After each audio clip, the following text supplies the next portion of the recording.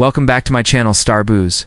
Oliver Hardy, part of the well-known Laurel and Hardy's comedic team, actually appeared confused. One image from 1956 stunned admirers everywhere. Oliver, once 300 pounds of comic gold, Hardy appeared to be a phantom of himself.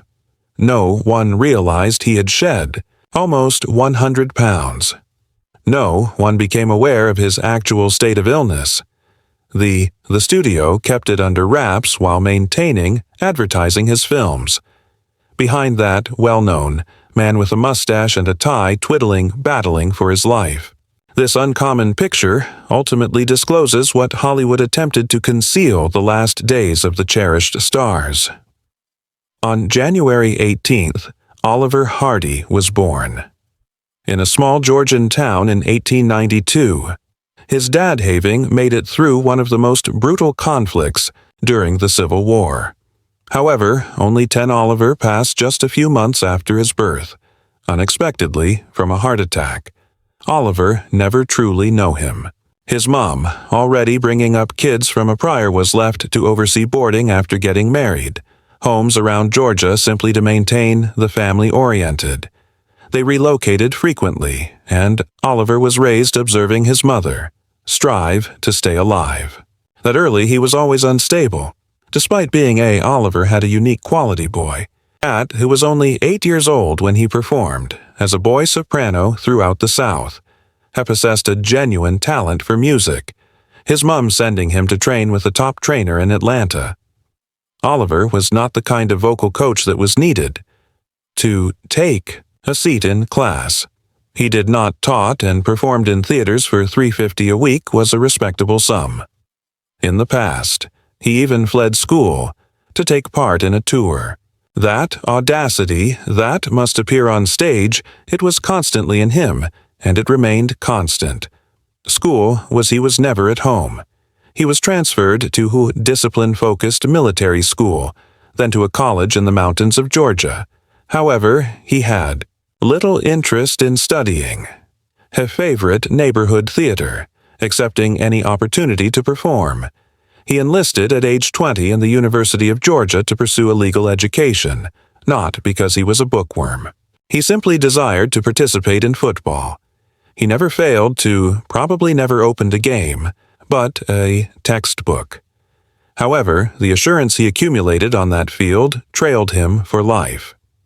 In 1910, Oliver was employed at a theater in a tiny town doing everything from projector operation to cleaning, but viewing films for so long lit a fire within him. He began to think that he could behave more appropriately than those on screen. In 1913, he thus relocated to Florida's Jacksonville, which at the time had more than 30 movie studios. It was the Hollywood in the South. In the daytime, he was employed at a movie studio. At night, had performed at nightclubs under the moniker of Jolly gave his 300B frame a nod. He encountered Ameline Solosian, a pianist who created He Did Not Have 7 Times as Much. They married that year against his mother's wasn't pleased with it. In 1914, Oliver made his cinematic debut in the short film Laurel and Hardy is credited with outwitting Dad, due to the fact that he is 6'1" and almost 300 pounds. He was consistently portrayed as the antagonist. He has made an appearance by 1915 in 50 short flicks. He frequently took the bad guy role, man pursuing the slender hero. However, his early gigs in slapstick taught him how to move, drop, and make use of his face as a comedian. He was even employed to mimic an additional performer who was already copying the sidekick of Charlie Chaplin. It was ridiculous, but it covered the expenses. For in the short period from 1916 to 1917, Oliver moved behind the lens and gave instructions, 10 films. He also performed in each of them. He learned from his brief time as a filmmaker how to construct a joke, how to consider the audience as well as when to make each move. He also revealed the studio's corruption where he was employed, learning that the payroll theft was occurring among the owners. Soon after, the business failed, although he continued to work. He recently relocated to continued in a different studio. Oliver's, Maline's marriage got off to a great start. They played in the same locations and even had pets, a dog and a monkey. However, when they're located to Los Angeles, everything changed. In 1917, his professional life took off and his curiosity about other females. Maline had taken over by 1919, taking him to court and requesting $30 per week in assistance. He frequently failed to make payments. When she went to visit her father after he became ill. "They'll make things right," Hardy said. Then he telegrammed her to let her know that he wouldn't return her. That was the finish. Hardy attempted to join the military. During the First World War, however, the recruiters chuckled at his bulk. However, he continued to working. In 1921, an incident occurred on screen that received little attention to at the time, but would eventually turn into historic. A silent comedy short titled December saw the publication of The Lucky Dog de Truand. First, a young man named Stan appears in it. Laurel portrayed a destitute vagrant who received expelled from his house. He discovers a stray dog, and they end up becoming buddies. In that, another man named Oliver in the same movie, Hardy appears as an awkward criminal. He attempts to rob someone, then teams up with blowing up with a jealous boyfriend set dynamite on Laurel. However, the strategy fails since he is saved by the small dog. It sounds like a generic comedy. Brief, but here's the catch. This was Laurel and Hardy's initial appearance on the same screen. No one was aware of it yet. However, they would later become one of the greatest comedy teams ever. However, at the time, they weren't even companions. Only two men were present in the various scenes in the same movie. Laurel was energetic and untamed. Hardy appeared menacing and tough. It would wait for someone for almost 7 more years to acknowledge their potential for perfection. ASA Group. That single little film was sitting on 2 years on the shelves prior to publication. Hardy has already established a reputation for himself. From 1918 to 1923, he appeared in more than 40 silent pictures for studios Videograph, for the most part, hected as the antagonist. His partner returned next up was comic Larry Seaman, who enjoyed messy stunts, explosives, and disorder. Their films were pricey, packed with a frantic activity, and consistently resulted in devastation. Hardy frequently wore bulky artificial mustaches and eyebrows to look meaner. However, his career was expanding, his private life was collapsing separate. Only 1 week later, in November 1921, following his first wife's divorce, Hardy Myrtle Reeves was his spouse. She was an actress, but they didn't have much in typical. He put in a lot of overtime and spent his leisure time at casinos and racetracks. She remained at home. In 1926, she was drinking excessively. Hardy attempted to assist, placing her in a medical facility for therapy, but she continued to flee to have a drink. She once disappeared for 6 weeks with $35,000 in cash. Hardy claimed to have looked searching everywhere for her. They split up. They repeatedly found each other again, perhaps 8 or 10 times. However, they didn't get a divorce until in 19 Years of Anarchy, 1937. The Hardys, however, work life continued to move. Ahead, he performed as the Tin Man in 1925. In The Wizard of Oz in silent form, Larry Seaman was the director. This wasn't the modern-day musical version. It was in black and white, brimming with comedy, and the actor who played Dorothy was Seaman's fiancé in real life. Hardy began as a farm laborer and then changed. When they got to Oz, they turned into the Tin Man. Despite disagreements among critics, one magazine assured that it will create the largest sulk in the world of laughter. In retrospect, this movie demonstrated something significant. Hardy's timing, his facial emotions, everything about his movement was getting sharper. He was evolving beyond a mere backdrop. antagonist. In the same year, he collaborated with Bobby Ray, another comic. Together, they produced 4 comedic shorts. They performed wallpaper hangers in one of them, a sanitarium. In another, bellhops, at hotels bringing about catastrophe. Why these films are what made them unique was their appearance. Hardy and Laurel, except that Laurel is absent. Hardy made the astute move, the one that charge. The awkward partner was Ray. Therales were well known, yet there was something away. According to critics, Ray simply lacked it. He was less humorous, and there was no chemistry. Later, Hardy acknowledged that I was the smart man, similar to alongside Laurel. I'm the only one with Laurel, fall man as well. It tells it all. The formula was nearly complete. It only required the appropriate man at his side. Hardy, Oliver had, completed around 250 films. Before his name was even well known, he was employed at Hal Roach by 1924 Studios, performing brief but impactful parts in brief comedies. He wasn't A-star yet, but he made a statement. Meanwhile, Time, Stan Laurel, another comedian arrived at the studio. They weren't employed as a team. They simply happened to be around simultaneously. However, fate has a peculiar manner of operation. In 1926, while preparing a leg, Hardy got his arm burned. Stan was asked to substitute Lamb for one of the short films featured him. When they appeared together on the screen, it clicked. It wasn't coerced, it wasn't intended. It simply worked. People chuckled. More, there was instant chemistry. The studio chose to turn them into an actual team. Their debut motion picture, As Philip was being put in trousers by a pair. It wasn't the well-known Laurel and Hardy today.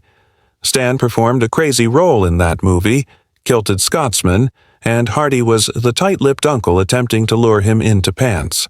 It was brash, silly, and popular. It demonstrated how effectively they complemented one another, the idiot on the one hand and the irritated heterosexual male. Viewers adored the difference. They were soon ablaze. In Battle of the Century, which was published in, they staged what's still known as, regarded as the largest pie fight in a movie past. It began with a bout of boxing and concluded with pies soaring over the locality. In Leave Them Laughing, which was published in 1928, Stan receives a toothache and is left with gasps. The remainder of the movie consists of pandemonium, driving, giggles, collisions, and police. Were they more than slapstick shorts? They were designed, staged, and filled with physical humor that was unique to functioning at that level. In this period, additionally, Hardy began molding his personality. He was more than just the big man, who collapsed. He was the arrogant man, who attempted to maintain dignity but ultimately humiliated. The knot, his trademark move twiddle, started to emerge. He would tamper with his necktie when he felt ashamed. He would gaze directly into the lens with an expression that, "Isn't this unbelievable?" It was straightforward but brilliant. Viewers felt as though he were speaking to them directly. Then the great change, sound, arrived. In 1929, silent film was being wiped out by talkies. Stars everywhere. However, Hardy had flourished. His first movie with sound, starring Stan, was not as used to it as we are. Even the title was a joke on them talking.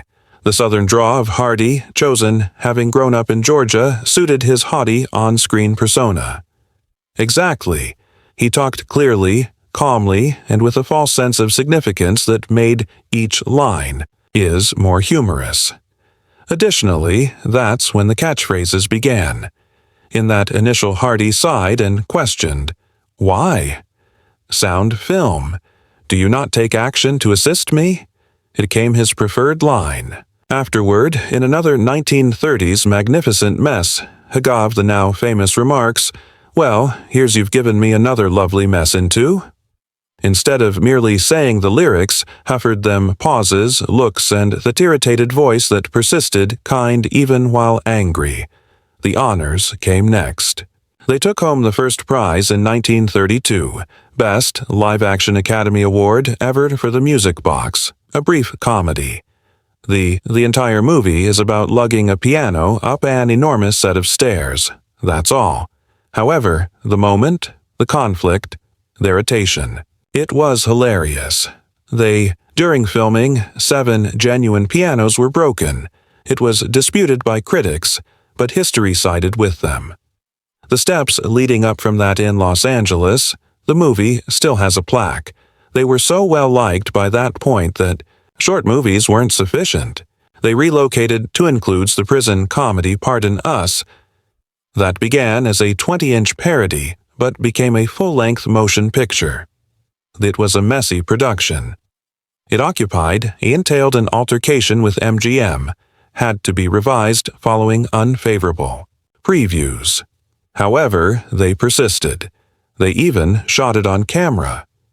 In Spanish, 4 other languages, reciting in Italian, German, and French the phonetically correct lines without being able to comprehend their words.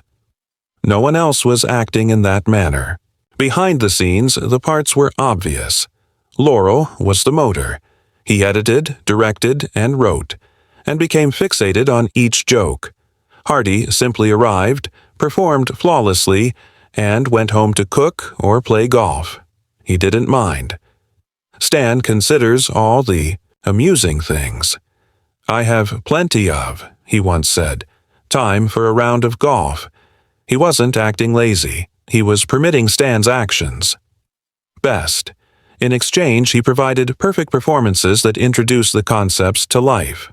From 1929 until 1935, they produced 5 full-length films and 40 shorts. It was a successful run. And through it all, the man who was the calm in the storm was Hardy. He remained motionless as everything around. He fell. Laurel and Hardy in 1933 released a movie that many people still think was the best they had. Desert Sons did not occur in a desert and included not related to wars abroad.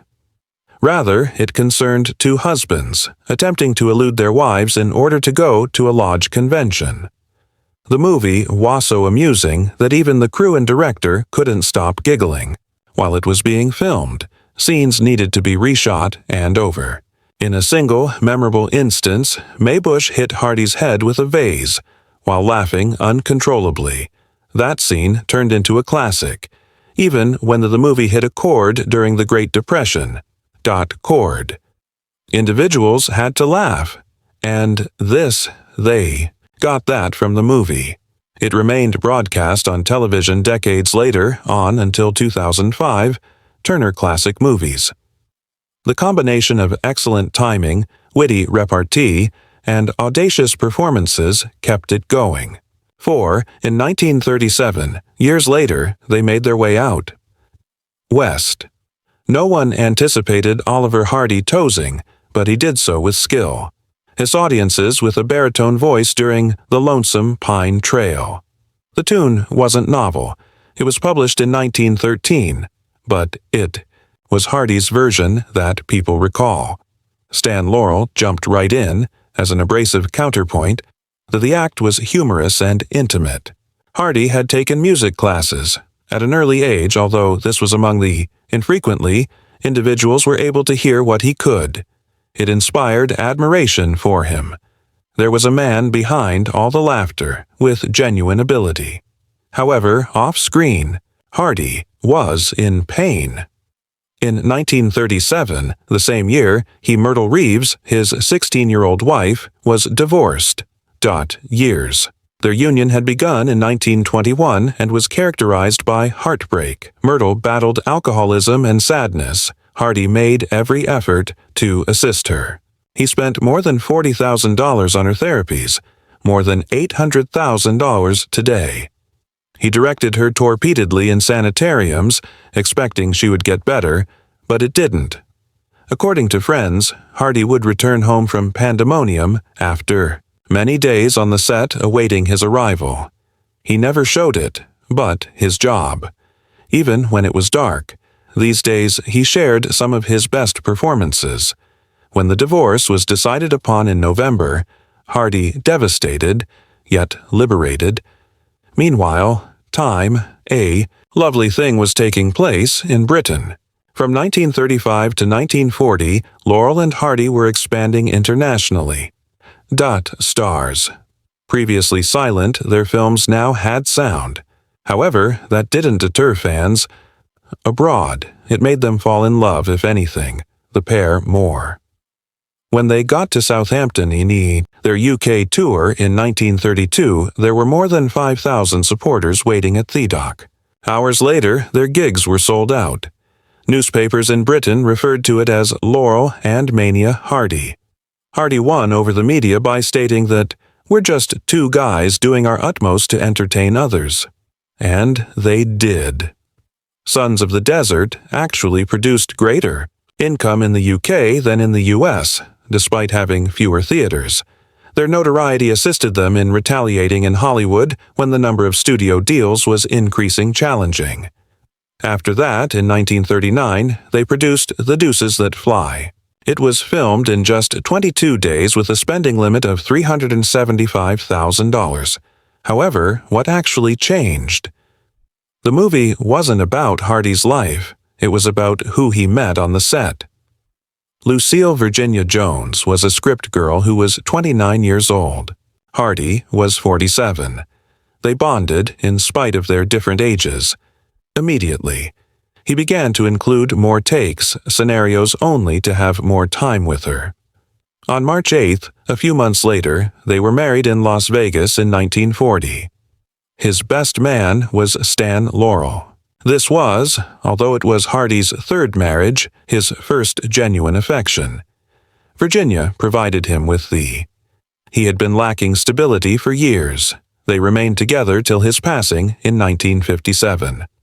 According to friends, she kept him calm, content, and grounded in a manner that no one else ever did. Even in those Hardy had secrets throughout those quiet years. One, his appetite, was one of them. He informed, although he didn't eat much, it wasn't. It's true. He had a huge favorite supper, a 32-ounce steak, lard fried potatoes, a bowl of salad, and a whole pot of coffee. It was the type of food that sustained him, and ideal for his position in addition to the thin Laurel. However, that size came with APRIS. Hardy suffered a heart attack in 1954. Physicians advised him to lose weight quickly. He lost more than 150 pounds. According to some, it was due to cancer, although that was never verified. In any case, the weight reduction startled admirers. He appeared strange. Man. The most painful thing, though, was how he and Laurel earned a small amount of money from their movies. Studios such as MGM and Fox made millions of dollars using their identities. Every one, the film cost roughly $300,000, $450,000 to produce, yet it brought in a lot of more. However, Laurel and Hardy didn't receive royalties. They received the same treatment as workers rather than inventors. Initially, they weren't permitted to switch lines or include their own gags. Later on, they have more freedom in studios. However, by the 1950s, the damage was done. They need funds. They continued for that reason. 53 and 1954 saw another tour. If the studios had adequately compensated them, and they wouldn't have been required. However, they never ceased to give. When World War II was going on, they were not frontline combatants. Despite being in their 50s, they helped the soldiers as best they could, understood how. In 1942, they produced A Brief the Tree in a Test Tube is a movie for the U.S. Forest Service. It was, despite being only 5 minutes long, it had a message. For the military effort, save wood. In the same year, they became members of the A-Rail tour called Hollywood Victory Caravan, throughout the nation with additional celebrities to raise funds for the armed forces. The train had 14 vehicles. There were even dance floors there, and areas for rehearsal. The tour came to an end, and the first lady they encountered was in Washington, D.C. Roosevelt, Eleanor. After that, they gave a performance for a large audience.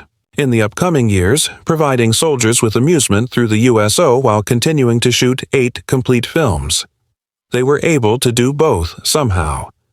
The last years of Oliver Hardy's life were full of with dimmed lamps, dashed hopes, and conflicts. He was unable to win. In 1941, Hardy and Laurel departed from Hal Roach Studios, where they became legendary. They considered signing with major studios, including as they would go to the following round with Fox and MGM. Level. However, they were mistaken. The liberty they no longer had to improvise. At Roach, they could experiment and play. Stuff, just be themselves.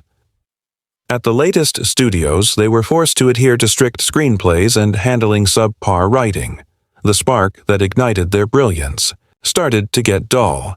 They gave up by 1945 and silently left the movie, but not for a long time. Then they paused in 1946. They took a trip of Europe in 1947. Then, in 1948, Stan Laurel got sick. Rather than sitting indolent, he instructed Hardy to work alone. At that point, Hardy partnered with John, the fighting Kukian's Wayne. He performed the awkward sidekick of Wayne, Willie Payne. There was so much chemistry between them that Wayne provided Hardy with a steady position as his humorous companion. Hardy hesitated. He didn't want followers to believe that he and Laurel were finalized, but he proceeded with okay from Laurel. Then Bing arrived. Crosby. He presented Hardy with a little part in Riding High. It wasn't a very big portion, but it demonstrated that Hardy was sparkle even when Laurel isn't there. They were presented with one in the same year. Final major. Gig. The movie was titled Ital K is an Italian-French production. The $1.5 million was wonderful money, but the rest was a catastrophe. The 12 weeks were allotted for the shoot. It took a year. Issues with language were all over. Hardy and Laurel did not. The filmmaker hardly speaks French, knew English. Laurel detested the screenplay and have other authors correct it. The situation became so grave that it was necessary to bring John Barry in covertly. And Hardy, meantime, became ill. His heart began misbehaving, and he contracted the flu. Although he was collapsing, the cameras continued to roll.